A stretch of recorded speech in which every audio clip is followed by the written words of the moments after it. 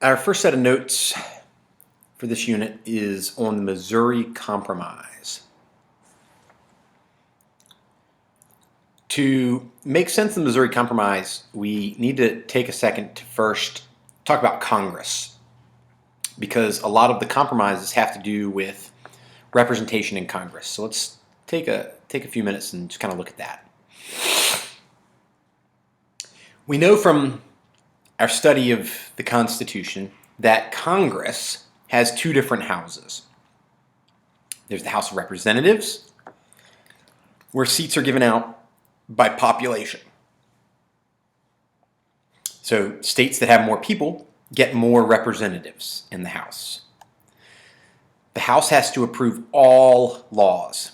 For any bill to become a law, it has to go through the House of Representatives.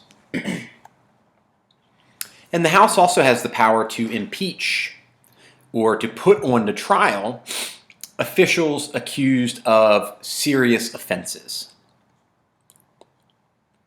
So if the president or somebody like that were to do something wrong, the House could impeach the president, put him on trial.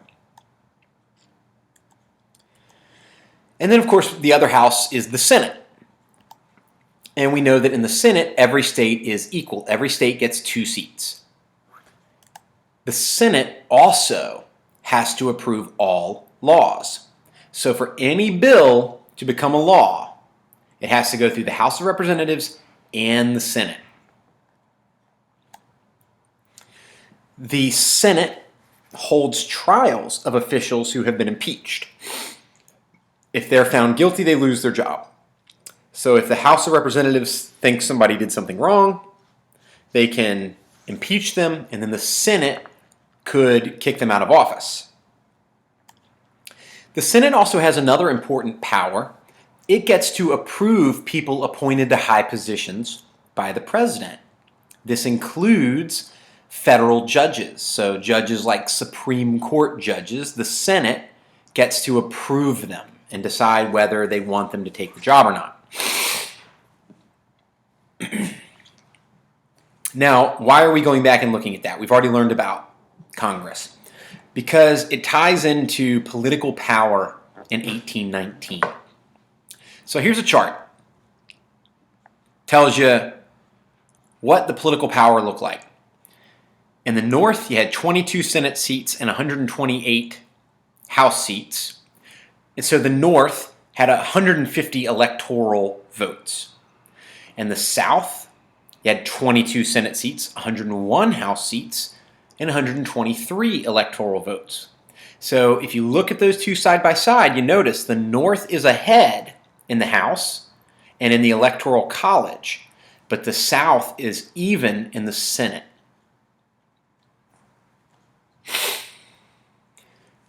In 1819, the North controlled the House of Representatives because there were more people in the North. It was more populated. But the North and the South were even in the Senate. They both had 22 seats. So what does this mean? Well, it means that the South could prevent any anti-slavery laws from being passed. It could even prevent Congress from bringing up slavery, because those 22 senators from the South could keep bills from passing the Senate. And remember, a bill has to pass the House and the Senate to become law.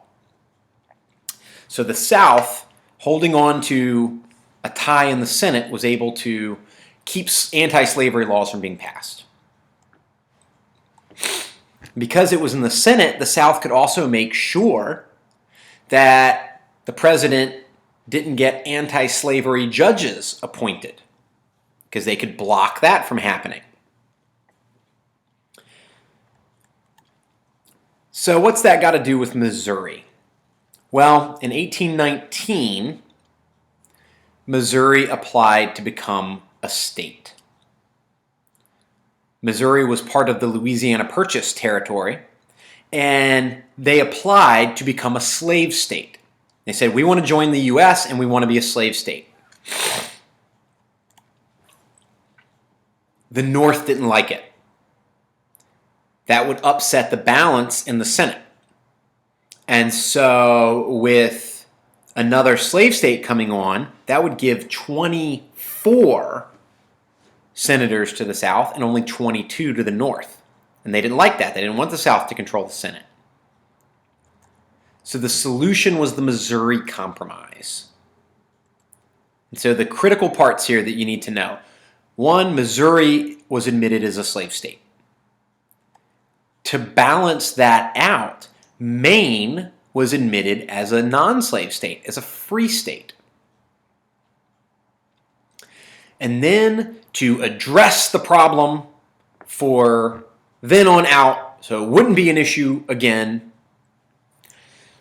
they drew a line across the Louisiana Territory, and they said slavery would only be allowed south of the line. So here's a picture of what the U.S. looked like at that point. So this is after the Missouri Compromise. You've got the red states were the slave states of the South, including Missouri, which got added. The blue states were the free states of the North, including Maine, which got added. And then the dark line right underneath of Missouri and the purple was the Missouri Compromise line. So Congress said, okay, so we don't have to deal with this problem again in the future. Anything below in that orangish color